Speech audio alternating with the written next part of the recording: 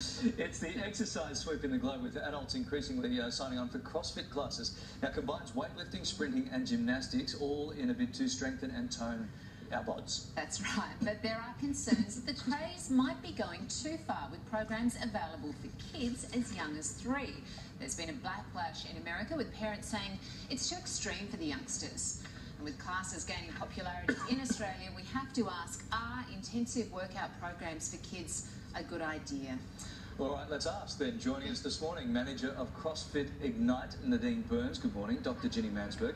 And child and adolescent psychologist Michael Carr-Gregg. Good morning to you all. Okay, Nadine, first up, tell us about CrossFit for kids. What are the benefits? So what we're trying to do is make exercise fun. You know, a lot of kids get put into sport. If they're not good enough, then they don't get to join the team. With CrossFit, we try and be inclusive, make the sessions fun so that kids that want to come back, they want to enjoy it, they want to move. And is it something that's really interesting to parents as well? I think especially parents who do CrossFit themselves, because they then get to share something with their kids. You know, we hold events at our gym, the kids come, they join in, the parents join in.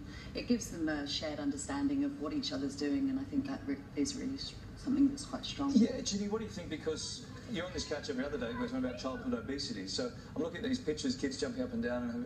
What do you think? Is it extreme or is it okay?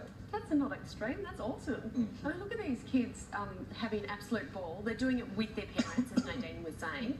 I have never seen a kid who's been injured in a sports class like this where they're just jumping up and down. But man, do I see a lot of kids who are way overweight, who are not doing anything, and instead their biggest exercise is moving, you know, the keys of the iPad around. Much happier for them to do this. Yeah, Michael, what do you think? Because do you think this notion of extreme exercise for kids is legitimate? What are your concerns? Ginny's probably going to call me a neo-prohibitionist zealot or something, but I think that this is about the adultification of exercise for children. I want my 2, 3, 4-year-olds to be splashing around in puddles, playing in parks, going on the jungle gym. I don't want them in this regulated exercise. I worry too that it may in fact normalise and glamorise extreme exercise for the older kids, and there are medical concerns in the United States over a condition which Ginny will tell you about called rhabdomyolysis, which is serious. Michael, we all have that, you know, that dream of doing that stuff with our kids, the swimming and the jumping in the puddles and running through the park, but it's not always the case. So do you see any benefits in this at all? No, I really worry about the impact that this is going to have on kids long term. I agree with Ginny about the whole issue of obesity and overweight, and I think 1/4 of all kids now are obese or overweight. That's very serious. I don't see this, however, as an adequate solution.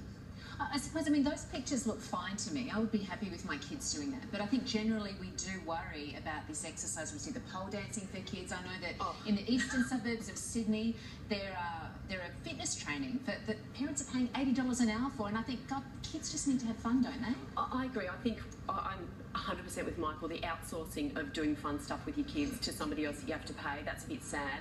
But reality is a lot of us are working incredibly long hours. We would love to have the energy at the end of the day to go and chuck a ball around with the kids. And if we could, we would. But if you can't, better this than going and shoving them in front of the television as the babysitter because you're too exhausted to do anything with them. All right, Nadine, what do you think? There are a panel of experts. What do you think about what they're saying? Look, I think if you're not a qualified trainer, you shouldn't be taking kids through a CrossFit program, but what we do is a completely scaled down version. It's getting kids to move. Yeah. You know, that's So just on that qualification, sorry to interrupt, are there different qualifications for doing exercise classes for kids? Yes, there are. Yeah, and specifically CrossFit. CrossFit run a course that you should take before you can teach CrossFit to children, because the exercises do need to be adjusted quite a lot, and it's about them having fun and creating exercise in a fun environment. And they had smiles on their faces. Yeah. All right. So, thank you very much, Nadine. Thank you, Ginny. Michael, I'll see you for a skip through the puddles this afternoon after the show. I'll be there. All right. Thanks very much, guys. okay, still to come.